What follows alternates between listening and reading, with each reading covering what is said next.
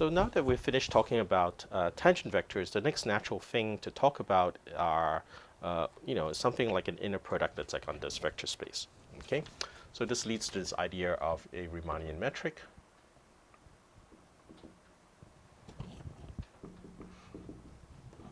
Okay, so we're going to consider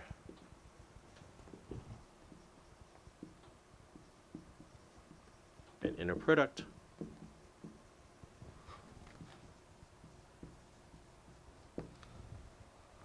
on the tangent space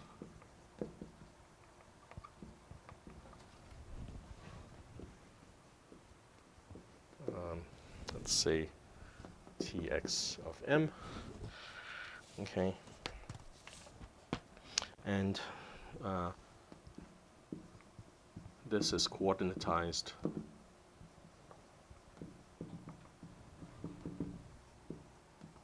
or represented by a matrix. It's called a G, right, which has components little g ij, consisting of the inner product of the basis vectors. Okay.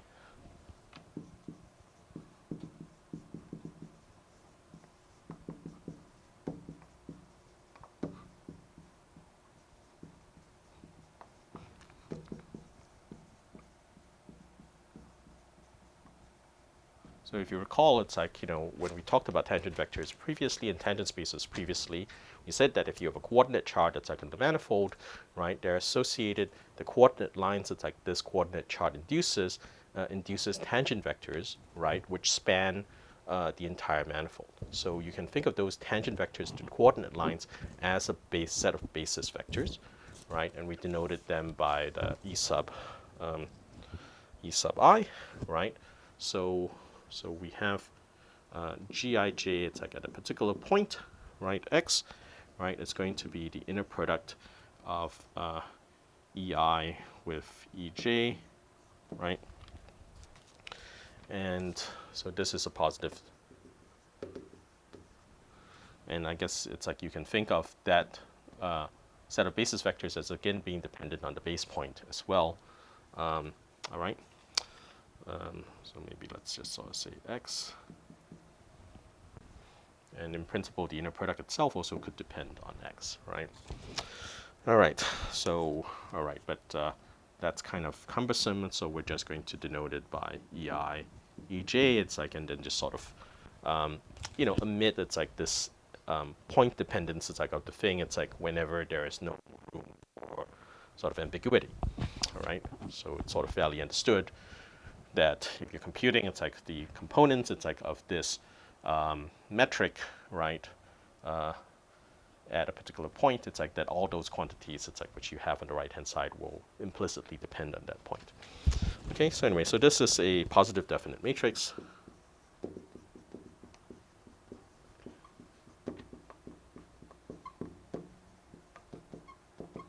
That depends on the base point.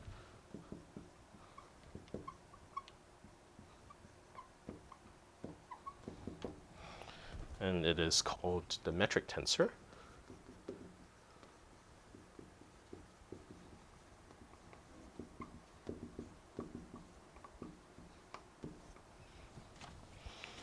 Okay, and the components transform in a particular way.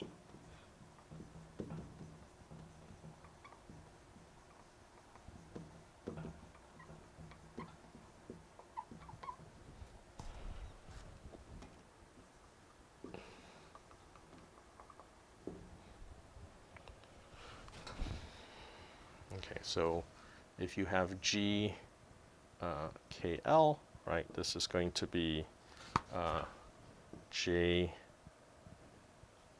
I K J J L G I J. Okay. All right. So if you recall, it's like these are the Jacobian matrices having to do with the change of coordinates transformation, right? And so this tells you if I give you the metric tensor in a particular coordinate chart, how it transforms under a change of coordinates. Okay. And if you think about it, that's not so surprising, right? Because if you recall, previously when we talked about how the tangent vectors transform under change of coordinates, you recall that if it's like if you had these EIs and EJs, it's like with respect to a particular coordinate chart, and you write them in a different coordinate chart, then this is expressed in terms of a linear combination of the new basis in a way which depends on Jacobian matrices, right? So if instead of taking the metric tensor at the point, in one coordinate chart and then transforming it, you had sort of just ignored the fact that you get that information and then just sort of, computed the new metric tensor in the new coordinates from sort of the definitions, right? Then you'd know that the new metric tensor GKL is the inner product of the basis vectors, it's like respective new coordinate system, right? But then you can write those basis vectors in terms of the old basis vectors in the first coordinate system by incorporating these sort of Jacobian terms, if you will. It's like, and then by the bilinearity, it's like of the inner product, it's like you would have gotten the same expression here. Okay, all right. So, and it's like what you want to have is that this metric tensor is smooth. It's like with respect to changes in the base point, right? So you want the metric tensor to smoothly depend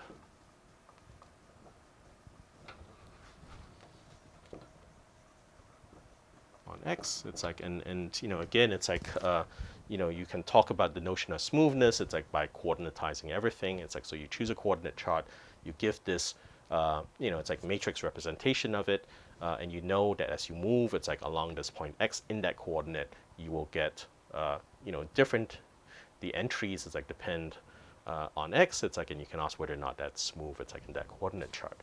And then the same way that, it's like, because your atlas, it's like has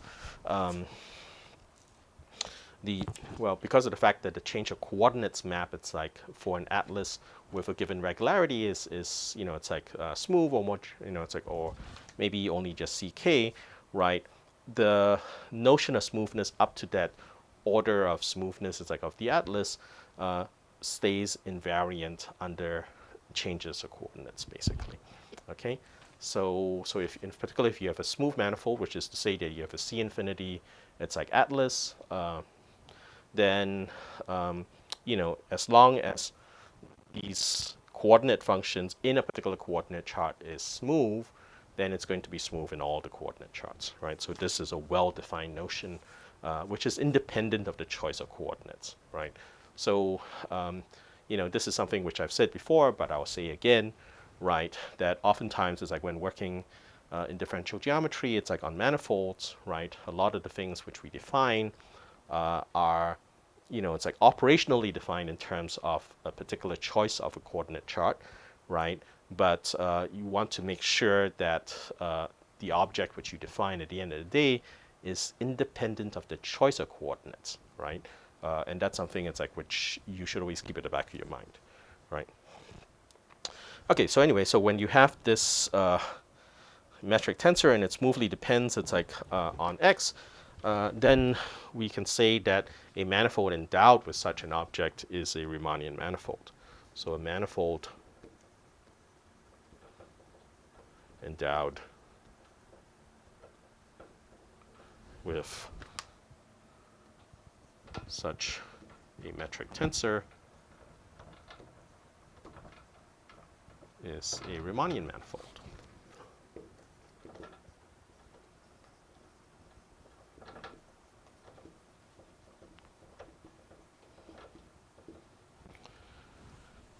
Okay, so now let me try to circle back and connect this. It's like with what we've already seen. It's like in information geometry.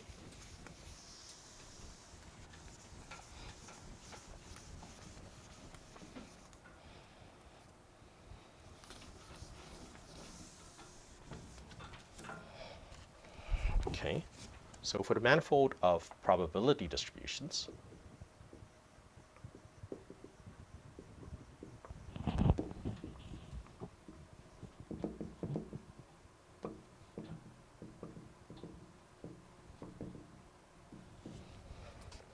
right, we can define an inner product as follows.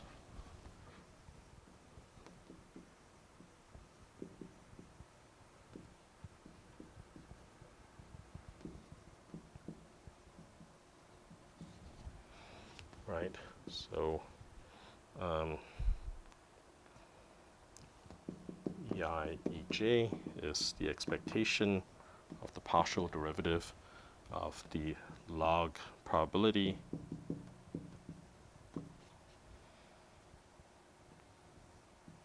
EJ log probability. Okay, so this is the Fisher information metric.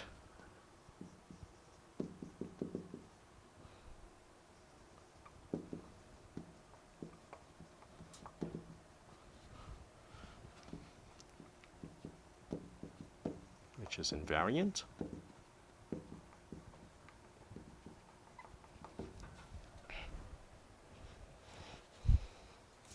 All right, so that's an example. It's like, if you will, it's like of a metric. It's like on the space of probability distributions. Okay, and the Fisher information metric is unique. It's like in terms of its invariance properties. Okay, so that's the reason why it's oftentimes used. Okay,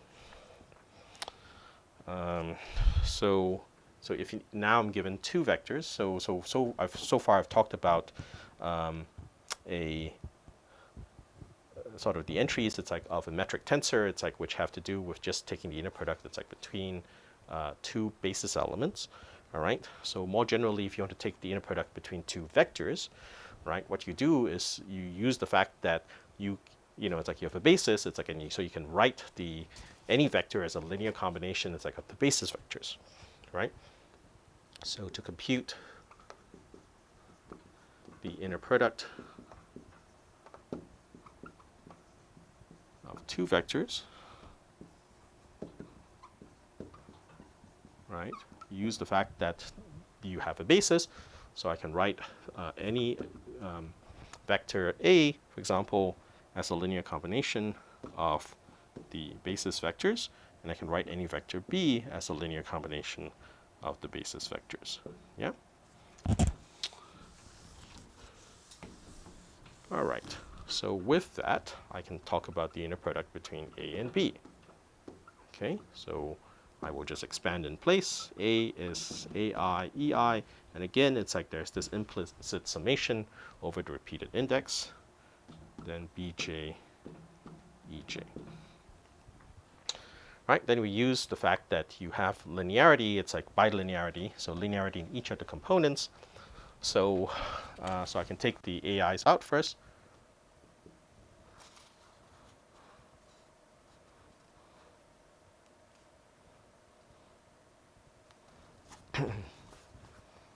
So I can take AI out, and then I have EI, BJ, EJ, and then this is AI, BJ, EI, EJ. But this is, of course, just the metric, GIJ, so this is AI, BJ, sort of GIJ. Right? And again, there's this implicit sum over, you know, repeated raised and lowered indices. So this is a raised and lowered index pair in the i's. This is a raised and lowered index pair in the j's. So when you sum everything up, you get a scalar, which is what you would expect. It's like when you're taking the inner product between two vectors. Okay? All right. So, all right. So we talked about an example. It's like of a Riemannian structure. It's like on the space of probability distributions, which is what's called the Fisher-Rao information metric. We talked about how to compute inner products of two vectors, you know, in the obvious way. And then the point is that at least locally, right? So, so a Riemannian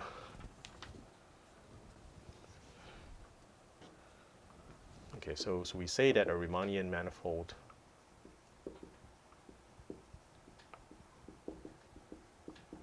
is Euclidean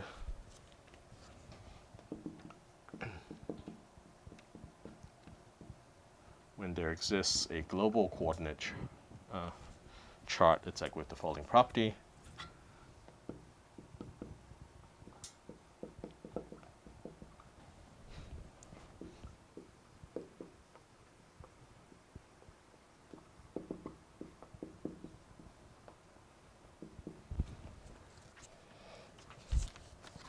Such that the metric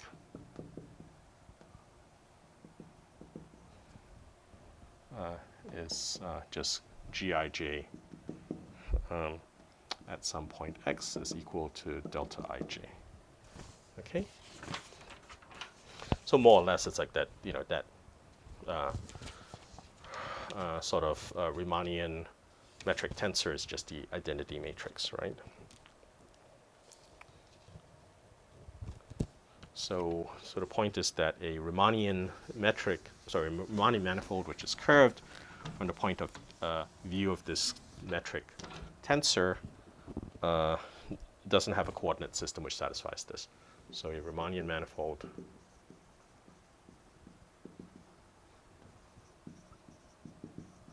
that is curved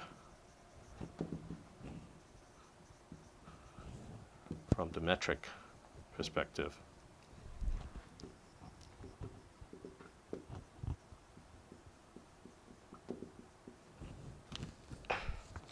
does not have this coordinate system.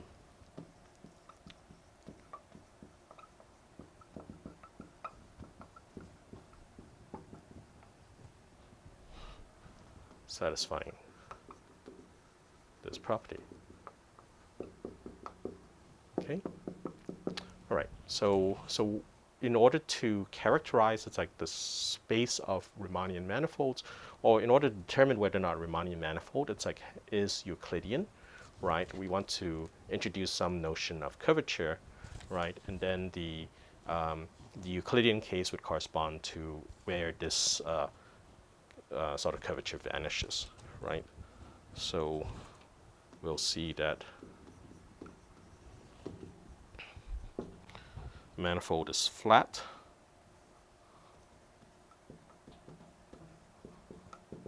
Sort of which is potentially locally flat, right?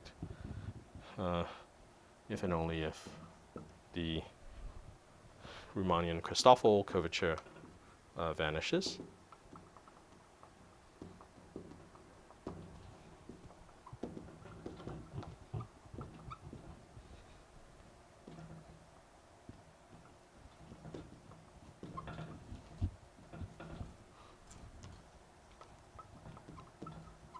But in order to define it's like this notion of curvature, we're going to have to introduce the affine connections.